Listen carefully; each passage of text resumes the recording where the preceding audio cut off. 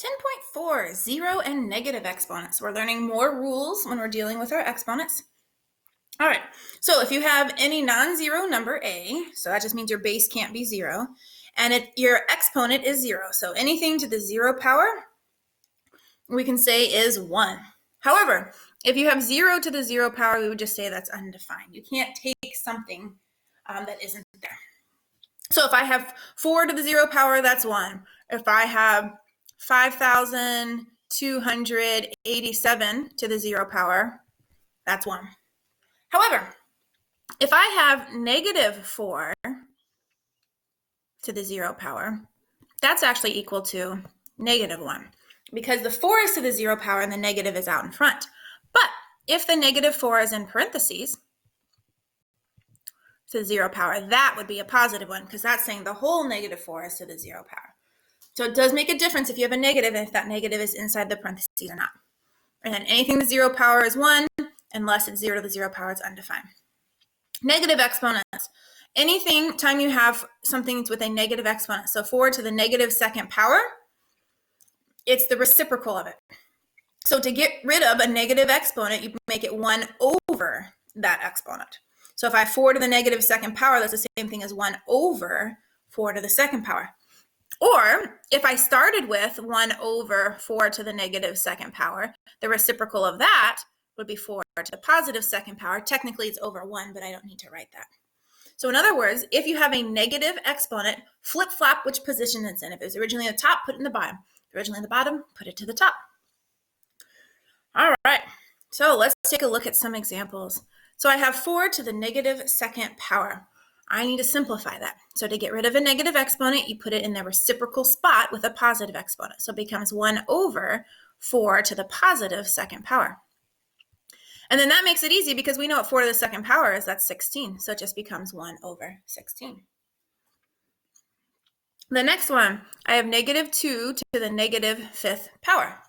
So again, I want to get rid of the negative on the exponent. So I'll make it 1 over, and then I'll keep the negative 2, but I'll make it a positive 5. So the base never changes what it is. It's the exponent that becomes positive when you put it in the reciprocal position. And then I just do negative 2 times negative 2 times negative 2 times negative 2 times negative 2, which is a negative 32. Now, you can have the negative down with the 32. You could have the negative on top with the 32, or you could have the negative out in front. Either way, it doesn't make any difference. As long as there's one negative total overall, it is correct. All right, so I have 6 to the negative 8th power times 6 to the 8th power. Well, we can use our rules. If they have the same base, you keep the base and you add the exponents. So that'll become 6 to the, negative 8 plus 8 is 0. Anything to the 0 power then is 1.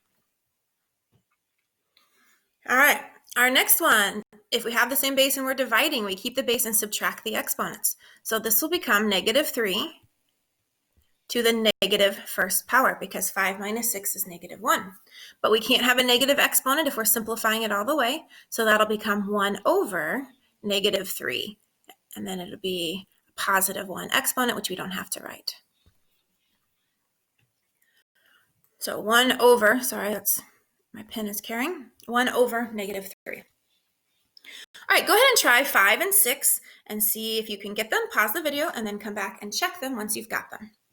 And that is a negative 4 there, and that is a negative 3 there. Okay, so go ahead and try them now. All right, so if we are multiplying and they have the same base, we will keep the base and we will add the exponent. So that'll become 5 to the third power. 5 to the third power is 125, which means it's just 1 over 125. And number 6, I'll do the numerator first. They have the same base and you're multiplying, you keep the base and you add the exponents. So now for dividing, if they have the same base and you're dividing, you keep the base and you subtract the exponents. So that'll become 4 to the 0 power, and anything to the 0 power is 1. Okay. Let's see. This is a negative 2 and a negative 10. And I want you to go ahead and try number 7, 8, and 9. Pause the video and then come back and check and see how you did. Okay, so number 7, be really careful on this. only the x has a negative exponent. The 8 does not. So the 8 is not going to move positions. It's going to stay on the top. Just the x will come down to the denominator. So if you wrote this as 1 over 8x squared, that is false. The 8 does not have a negative exponent on it. Technically, the 8 has an exponent of 1. So the 8 will not switch positions. The x to the negative second power will switch positions. All right, the next one, anything the 0 power is just 1, so that's 1. 1 times b to the negative 10th power, well, to get rid of a negative exponent, I'll flip it, so I'll make it 1 over b to the positive 10th power. And that's it. That's all I can do on that one. And the last one, I'm going to subtract my exponent, so that'll give me z to the negative 3rd power over 15. But I can't have a negative exponent, so I'm going to have to make it a 1 in the top as a placeholder.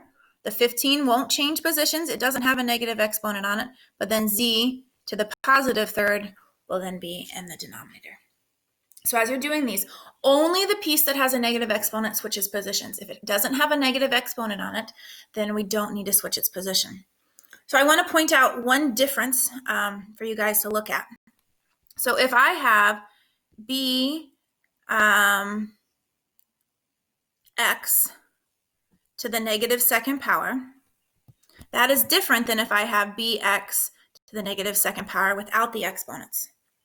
The first one, both of them have a negative exponent, so the whole thing will move to the denominator.